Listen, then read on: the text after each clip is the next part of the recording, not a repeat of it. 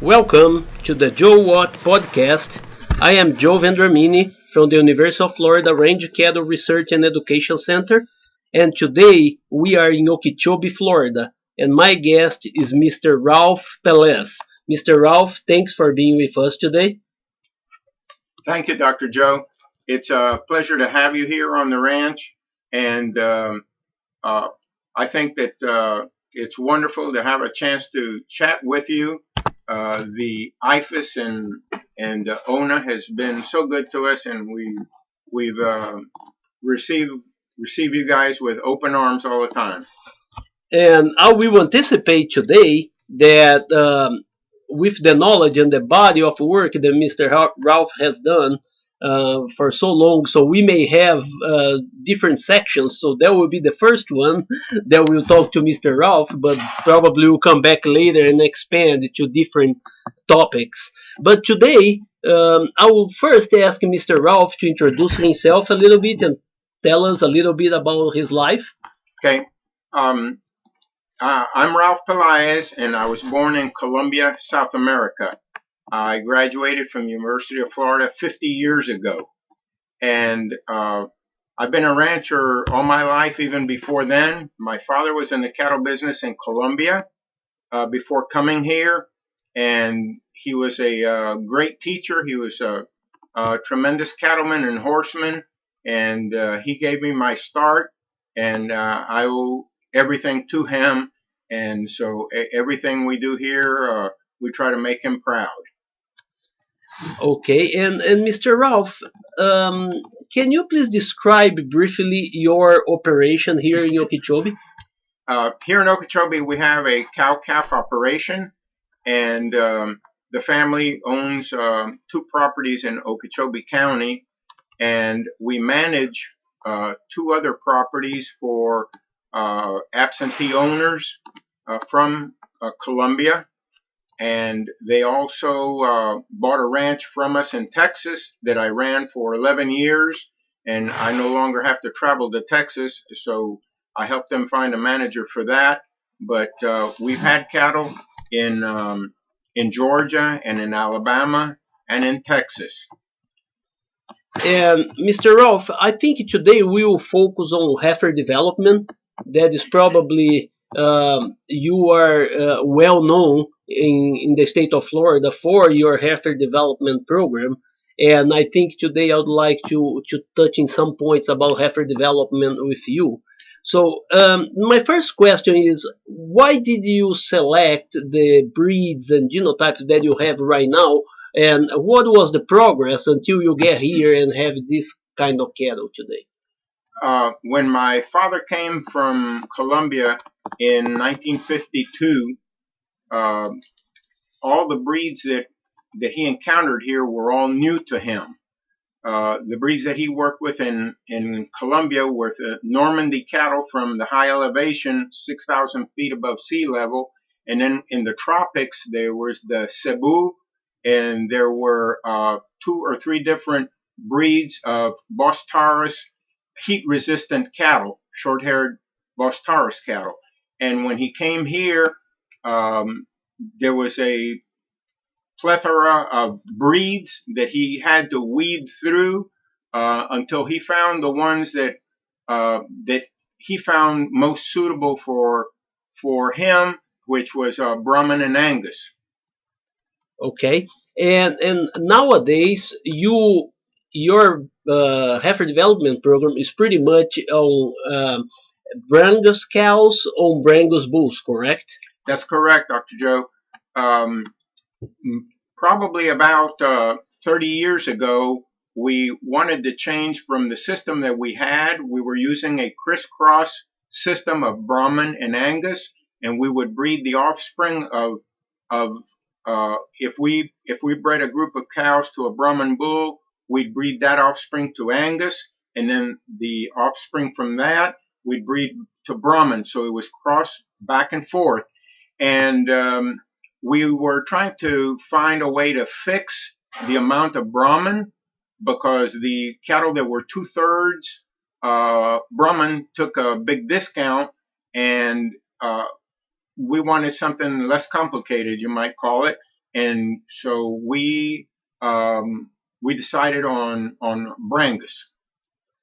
And for that heifer to be in your heifer development program, so besides your commercial cattle, I assume that you have a group of heifers that will become your replacement heifers.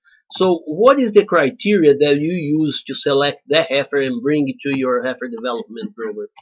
The first criteria is that she must be born in a small breeding season of 75 days.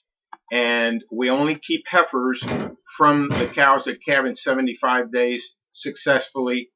And then the next criteria at weaning time is we make a phenotypic selection of the heifers who have the phenotype that's acceptable to us, short hair, good bone, and good disposition.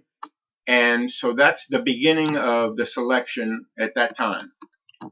And Mr. Ralph, we know that the reproductive traits they usually have low herdability. So the herdability is low. So you have been doing that for a long time. So how long do you think it took for you to get a consistent animal that you felt that was improved and could breed early and calf at 2 year old consistently? As I mentioned earlier, my dad was a very astute cattleman, and he always sold every cow every year that didn't bring a calf to the pens. So he never kept open cows to breed back. That began, that was going back 60 years when I was a little boy, and we continued to do that. And as I mentioned also that I graduated 50 years ago, and when I came home, I told my dad, I said, Dr. Warnick said that we should be breeding these heifers as 1 year olds. And so my dad said, that sounds good, we'll do it, because we used to have a few that would get bred by accident. And so that we saw, well, it's possible. But back in those days, we had no low birth weight EPDs. So it was pretty challenging. And we also didn't know about the nutrition necessary to get a very high percentage of them bred. We always felt like we got some bred, we'd breed them to an Angus bull, and we thought, well, that's kind of a bonus. That one's going to have a calf a year ahead of the others. But I wish I had records of it, but I don't. But if I had to guess, we were probably in the 40% kind of thing. But we fed those heifers with either molasses or with a slurry. Even back then, there was such a thing as slurry. It just kind of has come back, but a long time ago we used slurry. And so over the years, the technique improved, the science improved, the researchers like Dr. Arthington and Dr. Joe have come up with better means of developing the heifers.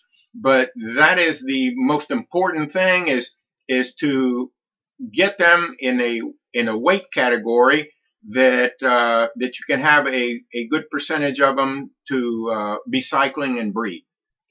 And at that breeding age, breeding those heifers as yearlings. So you have a selection probably of low birth weight Brangus bulls, and you also have used some AI, correct?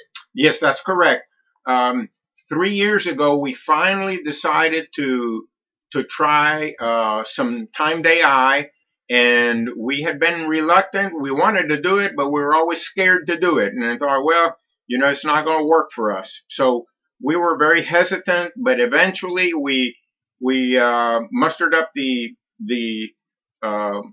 fortitude to go ahead with it, and Dr. Cliff Lamb was very instrumental in that. And so this year is our 3rd year of doing it, and we are still consider ourselves very novice. We have not been highly successful yet. We tried a different protocol after the first year when we weren't very successful. We tried a different protocol. we still weren't very successful. And so now this year we tried a different method, and we still have to wait to see what the results are going to be from that.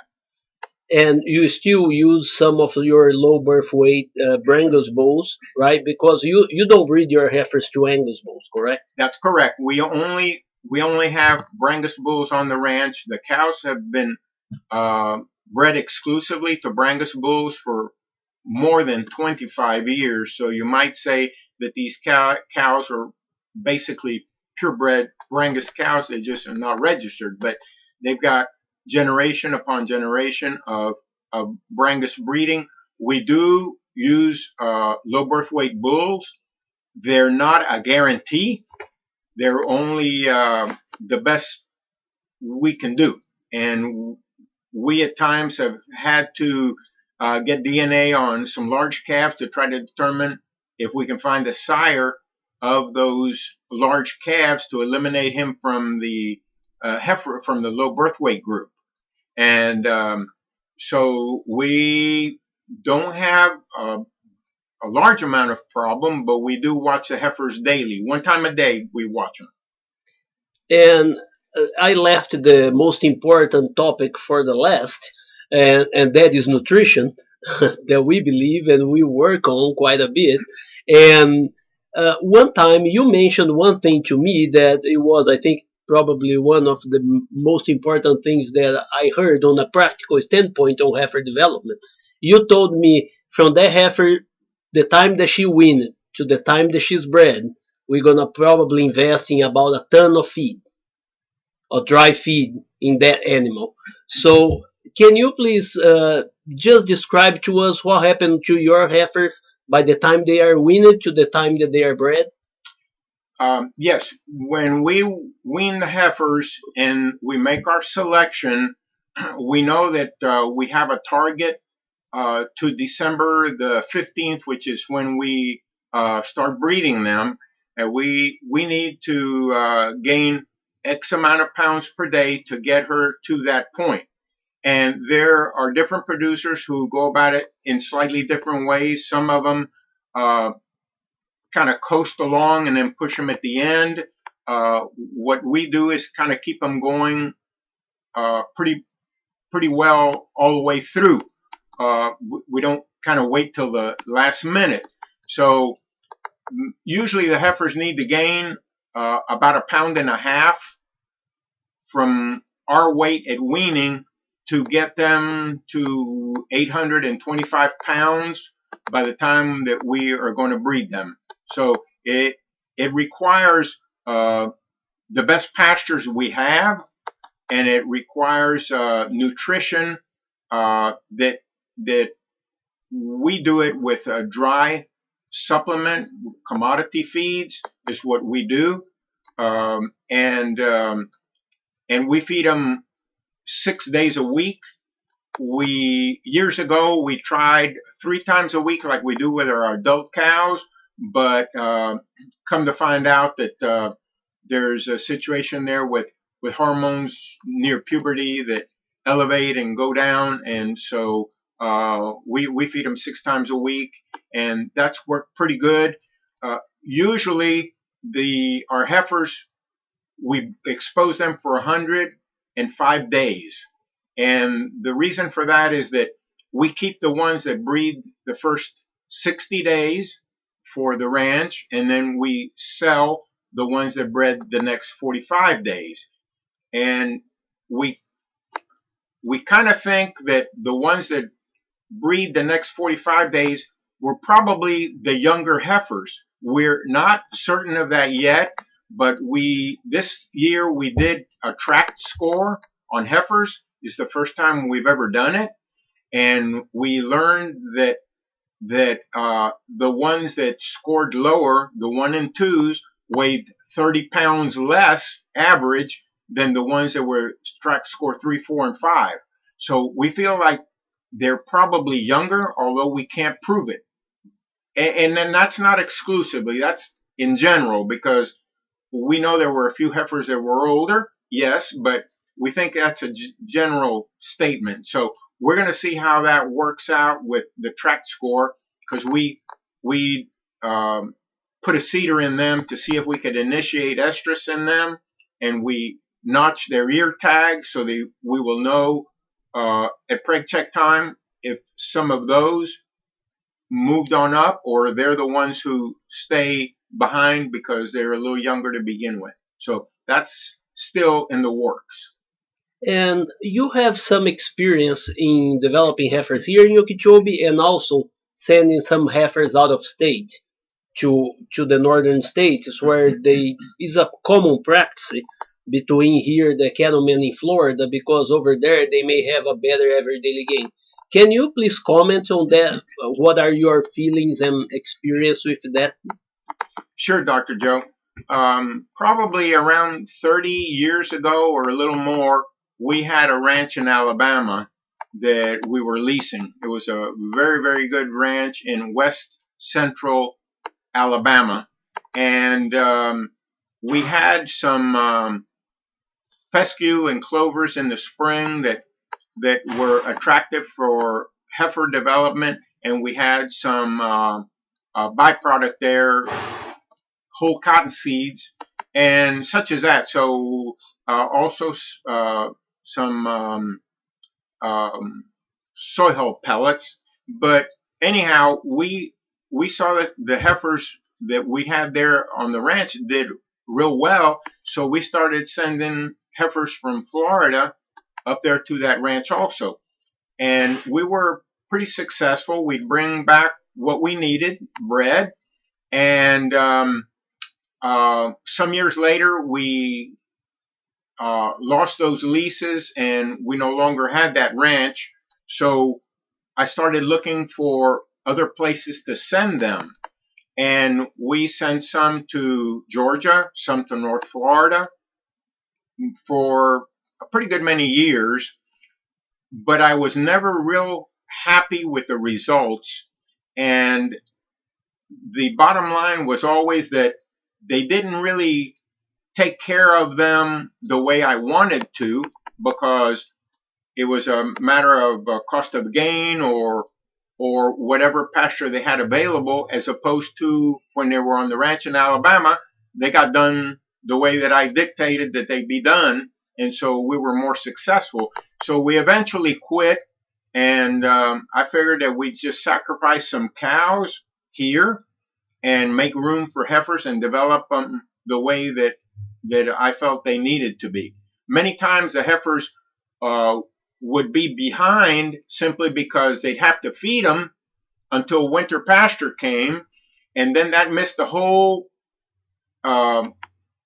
idea of getting them bred early, because they were waiting on a cheaper gain. And so for that reason, we eventually quit sending them off. If you get the right people, it can be good, but it is costly freight wise and all. And then the other thing is they kind of come back right in the spring when it's real dry here, and it's like you're taking on more cattle right when you're kind of thin on grass. So for several reasons, we kind of changed the system around, and so we do it differently. But it works for a lot of people. And Mr. Ralph, we are heading towards the end of our conversation today. And before we finish, I'd like to ask you a few quick questions, and you can just give me your thoughts on those specific things. I will ask you, what will be your two favorite cattle breeds? Well, obviously the Brangus, which comes from the Brahman and Angus, are my favorite. That's the ones we're using. We feel that they have good acceptance as far as from the packer, and they're adapted to this environment. So we're working with an animal that works for us and works for the feed yard and works for the consumer. So we think that's good. We are looking into a possibility of of a another breed to cross so that we can get some hybrid vigor. That's still in the studying stages. Okay. And if you have to select the two forage species that you like here in Okeechobee? Well, we have probably half of our pastures are Bahia grass, and so they're an old standby. And then we have stargrass and limpo grass. And so, really, Dr. Joe, you asked for two, but I'm kind of going to give you three because three is what we got. And we like all three of them. They each have some pluses and some minuses, but they all play an important role for us. Mm-hmm. We bought another property and it has some jigs, and so we're gonna learn. It's recently acquired, so we've got to kind of learn how to use it the best we can. Okay. And the last question is, Mr. Ralph, when you are not working on the ranch here, what is your hobby? What do you like to do? My hobby is, I hate to say it, but my hobby is work. But so since I have to pick some other things, horses have always been a hobby of mine, and traveling. My wife and I like to go to places, and my daughter and my grandchild are, of course, that's real special to me. Okay. I'm very proud of them. Okay, and Mr. Ralph, I'd like to thank you very much for participating in the podcast today. As I told you, we'll be back for other topics that we can probably talk for many hours here. So I'll be back with new ideas, and I really appreciate your participation. And this is the final for this podcast today. And I am Joe Vendramini. Joe what?